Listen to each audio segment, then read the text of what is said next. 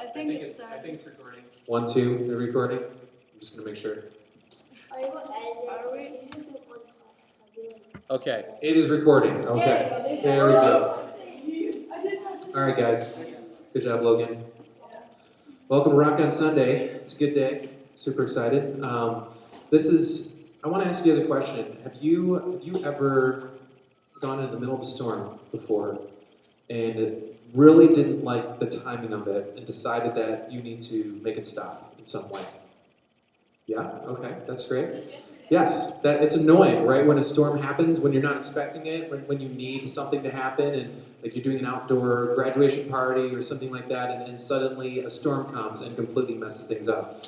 That did just happen yesterday. It rained for like 1 hour, and just crazy amount of rain. Well, I remember a couple of years ago, and a couple of you guys know this story, but a couple of years ago, my family and I, we went up to Sarah's Cottage in the east side of the state. It's like right on the St. Clair River. And we go to her cottage a lot. It's a really beautiful place. It's right on the river, and you can swim in it. There's a dock that goes right off of it. It's a gorgeous spot. And I remember 2 years ago, we got to stay there. And we went there, and it was beautiful all week. It was a perfect week. It was the middle of August. It was great. Except for one day. Except for one single day, it was nasty. The waves were choppy. The storm had come in, and it was just gross out. It was kind of cold, and the wind was just blowing really hard. And up to that point, we had been swimming and enjoying the water like every step of the way. But that day we just couldn't. We kind of had to stay inside. But Topher, right, my youngest, 2 years old at this point, he's just about to turn 4 in like a month. He really wanted to go out to the dock. He really wanted to go. So I go out with him, and he stands at the edge, and he's just really upset that there's a storm, and there's wind and waves, and it's blowing things around, and it's being really annoying. And so he stands on the edge of the dock, and he points his finger at the wind, and he says, "Stop it right now." And I'm like, "Are you telling the wind to stop?" He's like, "Yes, Daddy, stop it." And he looks back at the wind, and he's like, "Stop it," and nothing happens. And he goes to the waves, and he's like, "Stop it, waves." That's what he said. He said, "Stop it, waves," and nothing happened. And he was really upset. Like nothing. And he looked really surprised about it. He looked up at me. He's like, "Can you believe the nerve of the wind and waves? Like they have to like not listen to me. You know, I can't believe it." He looked at me like I could change something about it. Like maybe if I say it, then all of a sudden the wind and the waves are going to stop. But we know that's not how it works. Weather is one of those few things that we know we can't possibly change anything about. There's nothing we can do about it. You can pray for weather and hope that God will change something. But at the end of the day, it is 100% out of our power. Nothing we can do about it. Wind and waves are just too strong for us. And sometimes that happens in a way that we don't expect and we don't like. And you can try to plan for it. You can try to predict it. But no matter what, right, the weather is going to do what it wants. And the disciples were in a situation like this with Jesus at one point. We're going to read the story of what happens with our disciples when they get caught in a similar situation, but a little bit more extreme. At this point, Jesus had been preaching in Galilee. That was the main area that he was. That was the ministry. That was the main focal point of his ministry for the first part of his ministry that he had in Judea and Galilee. And he'd been preaching from town to town. He had been to Nazareth. He had been to Capernaum, and he was going around the Sea of Galilee, and suddenly one day he said, "Let's go across the lake." So this is what he says, and we are in Luke 8:22. This is what he says. There's one day, Jesus said to his disciples, "Let's go over to the other side of the lake." So they got into a boat and set out, and as they sailed, he fell asleep. A squall came down on the lake so that the boat was being swamped, and they were in great danger. For those of you who don't know, this is actually a very common thing that happens in the Sea of Galilee. The sea is kind of like it's a lake that's on a very low part, and it's surrounded by mountains. So what would happen is the wind would just kind of whip over these mountains, and it was kind of like if you put your hand over a hose, you know, you put your thumb over a hose to make the water go out faster. You know what I'm talking about? That was kind of like that, but the mountain was like the thumb, and the wind was like the water. It would the wind would just get whipped over these mountains, and they would just crash down into the lake. And all this wind kind of combining with warm air and hot air and cold air combining would form these massive storm systems that would just come out of nowhere. And this is what happened to the disciples. 1 minute it's a beautiful day, another minute it's not a beautiful day. And all of a sudden there's wind and waves, and they're all of a sudden afraid of their lives. They're afraid that they're not going to make it out of this situation. And so everyone's screaming and trying to bail out water, and they're panicking and saying, what are we going to do about this? And suddenly one person looks over at Jesus and says, hey, Jesus, our fearless leader, is asleep on the boat. He's like literally asleep right now. Everyone is panicking and scared and sweating and peeing their pants, and they don't know what they're going to do. And all of a sudden, one person says, we got to wake up Jesus. This is what happens. The disciples went and woke him, saying, Master, Master, we're going to drown. He got up, and he rebuked the wind and the raging waters. The storm subsided, and all was calm. Where is your faith? He asked his disciples. In fear and amazement, they went and asked one another, who is this? He commands even the winds and the water, and they obey him. This is a crazy moment, right? Let's go back to this moment where the storm is heavy and the seas are rough. Everyone is screaming, everyone is panicking, and someone sees that Jesus is asleep, and they wake him up, and the guy's like, Jesus, we're going to die! And he kind of gets up, and he's like, in his hand is rubbing his eyes, like, oh, I was like having a nice nap there, bud. And then he's like, hey, we're going to die, Jesus. We need to get out of here. You need to help us. And he's like, what was that? I can't hear the storm. It's so loud. Can you repeat that? He's like, Jesus, we're going to die. Help us. And he's like, what? I didn't quite hear that. He's like, Jesus, we're going to die. Help us. And he's like, hold on 1 second. Be still. Sorry, what was that? Right? It was this, he just did it. He looked at the wind and the waves, and they immediately stopped for him.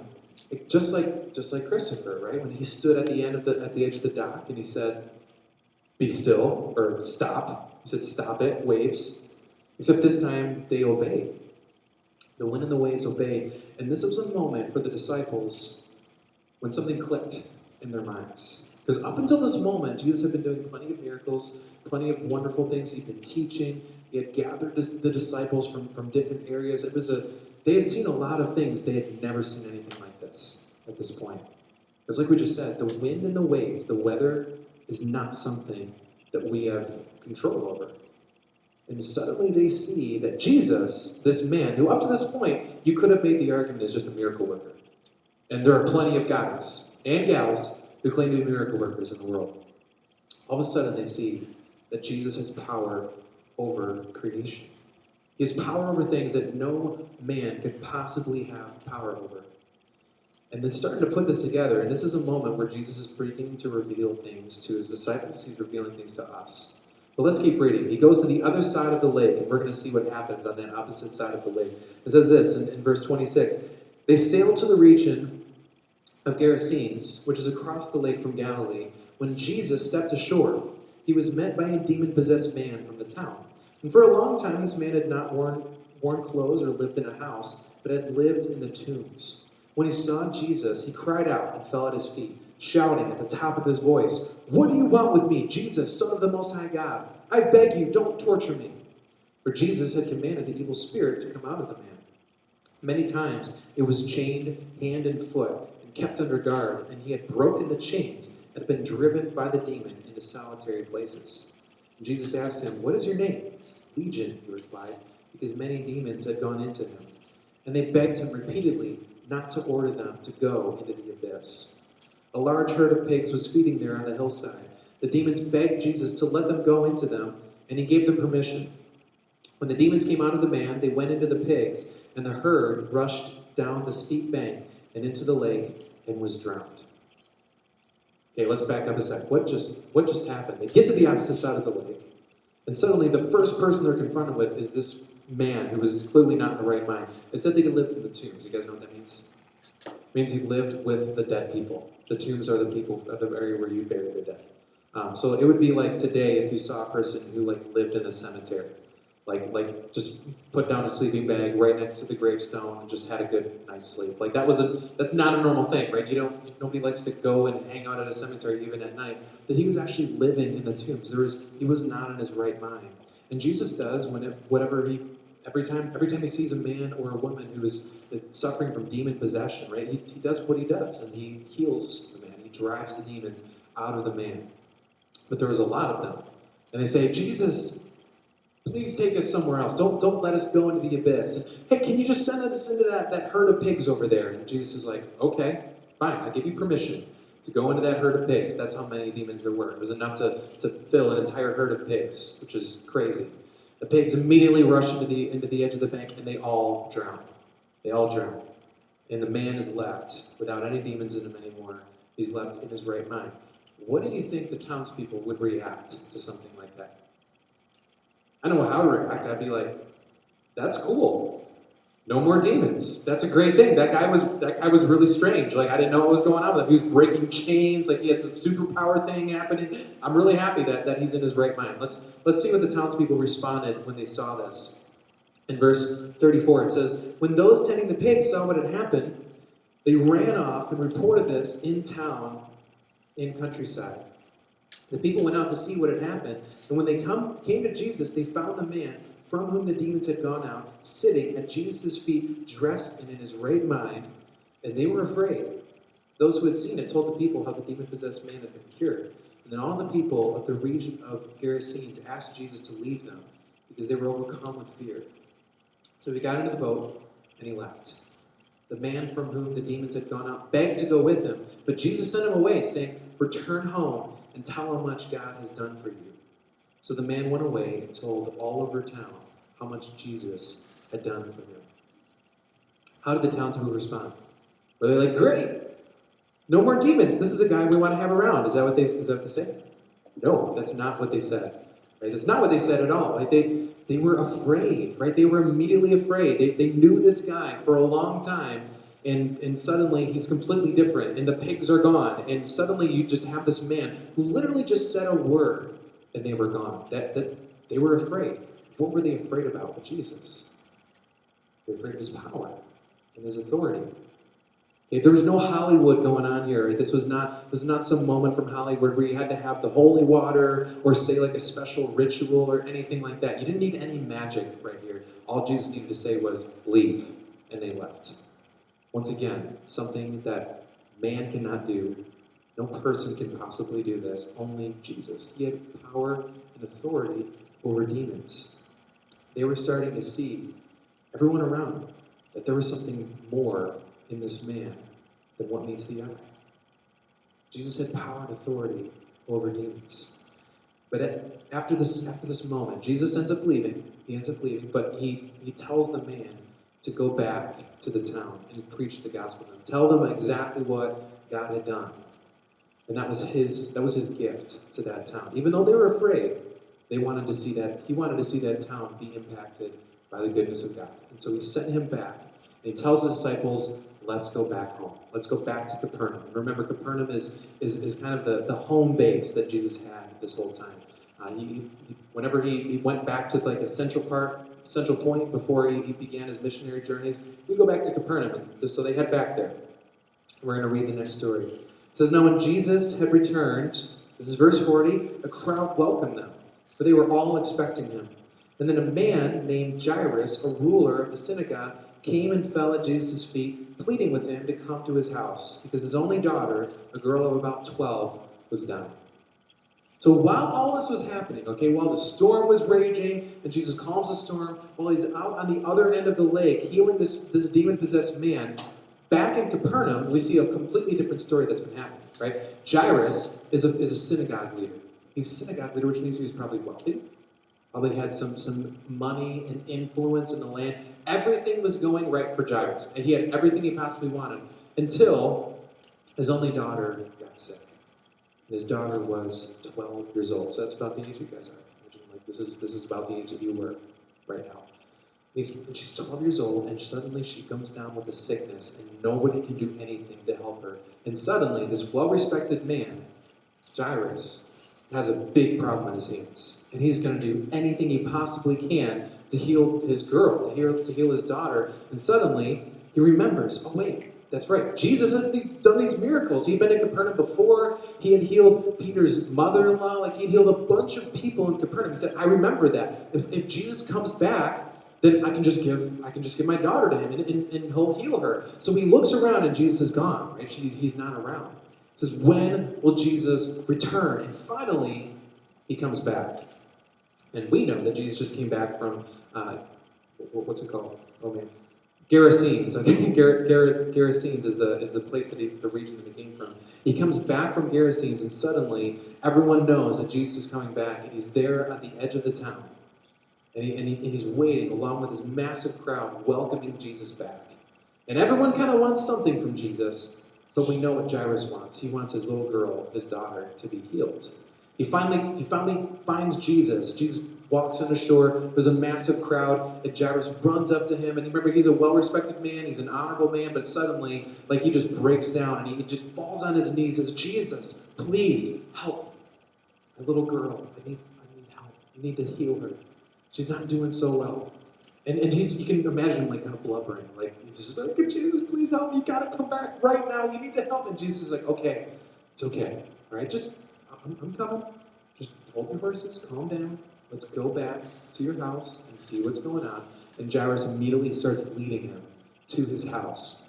While they're on the way, something else happens. And we're going to read this in 42. It says, as Jesus was on his way, the crowds almost crushed him, and a woman was there who had been subject to bleeding for 12 years, but no one could heal her. She came up behind him, touched the edge of his cloak, and immediately her bleeding stopped. Now, this is an intense situation.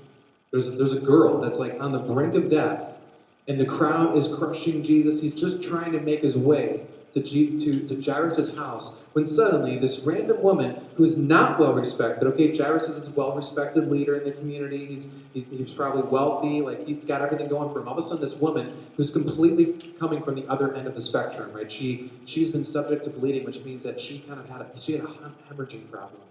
And this, according to Old Testament law, meant that she was cast out of the synagogue. She was cast out of her culture and society. It was a big deal to have a problem like this. And it would have been really hard for her, not just because she had this bleeding problem that was uncomfortable and scary at times and not fun. It was also something that made everyone else want to leave her and go away from her. She was cast out of society. So imagine there was a sickness that wasn't just lame, but like you didn't just get to stay home from school. Your community, right, the church and your family was like, yeah, you are way too sick. You need to just go and live by yourself. Could you imagine something like that? That's what was going on in this woman's life. And she approaches Jesus, and she's had this problem for years. She can't solve it. She spent all her money on it. She can't figure out what's going on. And we know that there's actually a lot of cures out there that people thought might cure a situation like hers. And I found one. I found one that we actually see. And this is actually an old 2,000-year-old Jewish medicine book that gave a bunch of different cures for different problems, different sicknesses, different diseases. And we actually have one little text that tells us how they would try to cure a woman with a hemorrhaging problem. And this was it, okay? This might have been one of the things that she had to deal with to try to fix this problem, right? It says, take the gum of Alexandria and the weight of a small silver coin, some alum, some crocus, don't know what that is, smash them together and give the juice to the woman. If no relief comes, take 3 Persian onions, boil them in wine, give them to her to drink, and say, be healed. You had to say the be healed thing, apparently, that would help. And if that still doesn't work, it goes on. It says, if this does not cure her, sit her down at an intersection, okay, at an intersection road, okay? Sit her down at an intersection with a cup of wine in her right hand. Then approach her behind and frighten her, yelling, be healed. Did you guys catch that? Put her in the middle of a busy intersection, put a cup of wine in her right hand, sneak up on her and say, be healed! And it would just maybe scare the disease out of her or something like that. Like, I don't know what they were thinking in this. But these were the kind of cures that existed in this time for women that had bleeding problems. So as you can imagine, she was not healed. None of this stuff helped. She spent all her money on it, and she was still suffering from this. And she finally sees Jesus, and just like Jairus had before, she sees her way out. She looks at Jesus and says, "This is the only way. This is my last hope that I'm going to be healed." And she finds him, and she immediately just touches the edge of his clothes, just the edge of his clothes, and she just thinks, if I can just touch the edge of his clothes, then I'll be healed and everything will go fine. And it worked. It actually worked. The second she touched his cloak, her bleeding was gone, her suffering was over, and she could just walk away. And she says, I can't believe that actually worked. And she immediately starts to try to blend into the crowd. Remember, there's so many people there. She tries to blend into the crowd and turn her away, and all of a sudden we see this. Jesus says this in verse 45. He says, wait, who touched me? Jesus asked. He says, who touched me? And when they all denied it, Peter said, Master, okay, the people are pressing against you. There's 1 million people around, okay, Jesus, everyone's touching you. But Jesus said, someone touched me. I know that power has gone out from me. And then the woman, seeing that she could not go unnoticed, came trembling and fell at his feet. In the presence of all the people, she told why she had touched him and how she had been instantly healed. And then he said to her, Daughter, your faith has healed you. Go in peace.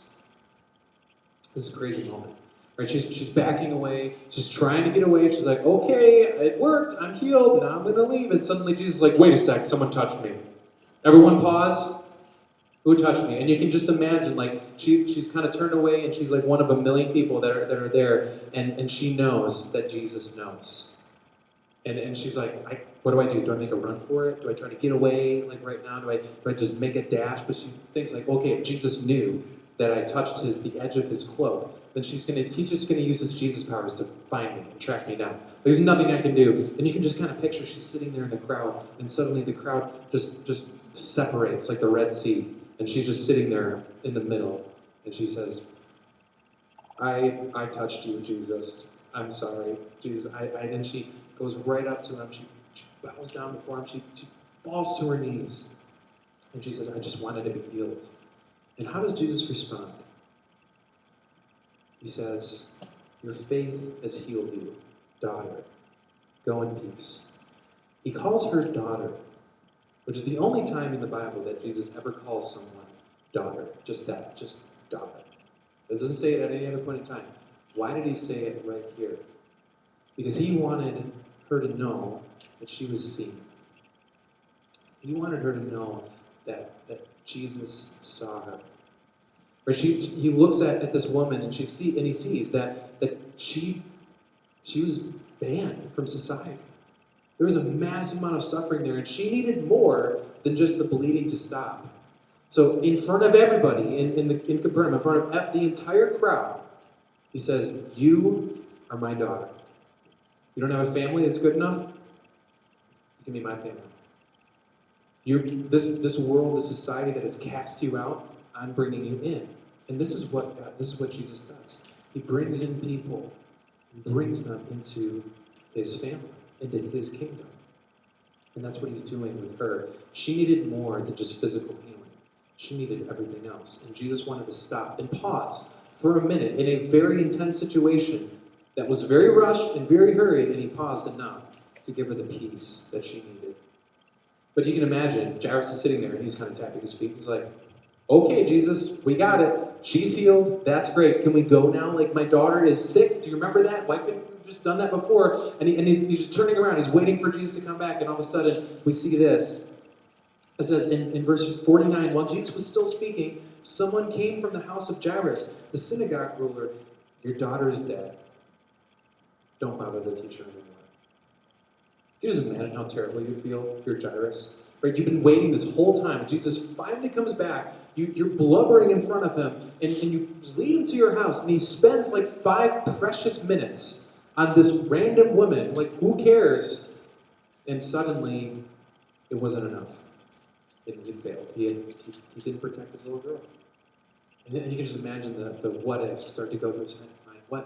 What if Jesus hadn't stopped? What if he had just kept going and maybe he would have gotten there in time? What if maybe I'd done this different or something? And you can just imagine Jairus his spirit is just crushed. How does Jesus respond to this, though? It says, hearing this, Jesus said to Jairus, don't be afraid. Just believe, and she will be healed. When he arrived at the house of Jairus, he did not let anyone go in with him except Peter, John, and James, and the child's father and mother. Meanwhile, all the people were wailing and mourning for her. He said, stop wailing, Jesus said. She's not dead, but asleep. They laughed at him, knowing that she was dead. So what happens this moment that Jairus hears this terrible news and his spirit is crushed? Jesus said, "It's okay, Jairus. This is bad news." Like, that's an understatement. This is bad news. Just believe, and it will be okay. All will be okay if you trust in me, you have faith in me right now. And so Jairus takes him to the house.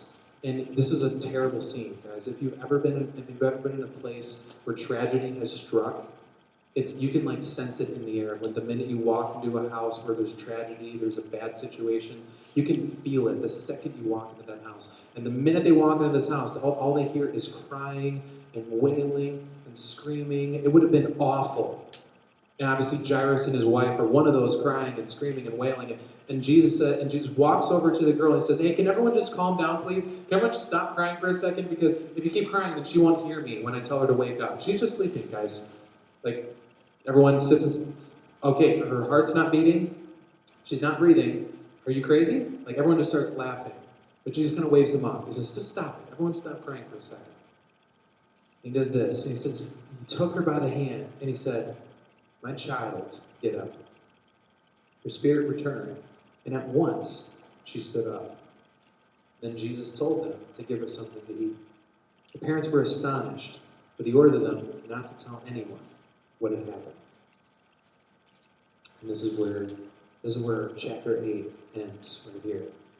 You see these three back-to-back stories, and in this last one, it was more intense than any of the other two ones combined, in my opinion. It was intense. It was scary. And suddenly, Jesus brings this girl back to life, resurrects her. And immediately, Jairus and his wife look at each other and say, "This is it. My suffering is gone. She's okay.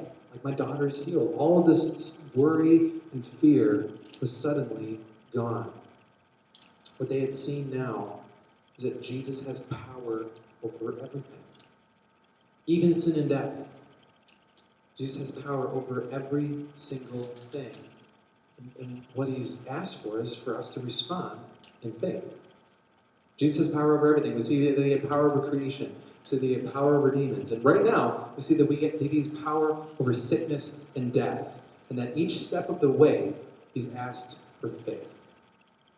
For a response of faith. All this leads in the disciples to just a few verses later, where Jesus takes his disciples off to a little disciple leadership retreat up north, and he takes them there, and he's just with his disciples, and he looks at his disciples and he says this. He says, "Who do you think I am? Who do you say I am?" And his disciples say, "Oh, well, some say you are Elijah. Some say you're a prophet. Some say you're a teacher. So they just kind of say, oh, a lot of people say these things." And Jesus said, "Okay, yes, I get that. Who do you say I am?" And Peter steps up and he says, "You are God's Messiah." In chapter 9, verse 20, he says, "You are God's Messiah." And I want you to think about that for a second, because just one chapter earlier, Peter was one of the panicking guys on that boat in the middle of the storm saying, "We're going to die, Jesus, save us right now. What's going to happen? We got to get out of this mess. Someone bail out. Jesus, you need to help us bail out the boat. Come on, Jesus, help us out." And Peter was just one of the guys screaming and scared. And when Jesus said, "Hey, you guys had zero faith. Thanks a lot for that." He basically reprimanded them for their faith. Peter was one of those that he reprimanded. And suddenly, now we have it in chapter 9. Peter steps out and boldly says in faith, "You are God's Messiah." What happened to Peter? Jesus grew his faith. Jesus grew his faith. When we went to the opposite region where the Gentiles were across the Sea of Galilee, and the man who had lots of demons inside of approached them, he healed the man. And he showed the townspeople exactly who he was, and he had this incredible authority that they had never seen anything like before. And they responded with little faith. They responded with a tiny, small bit of faith, with not enough. Right? And Jesus, what does he do? He sends the man back to them to increase their faith, to go preach the gospel, to go tell them what God had done and increase their faith. And then he comes back to Capernaum.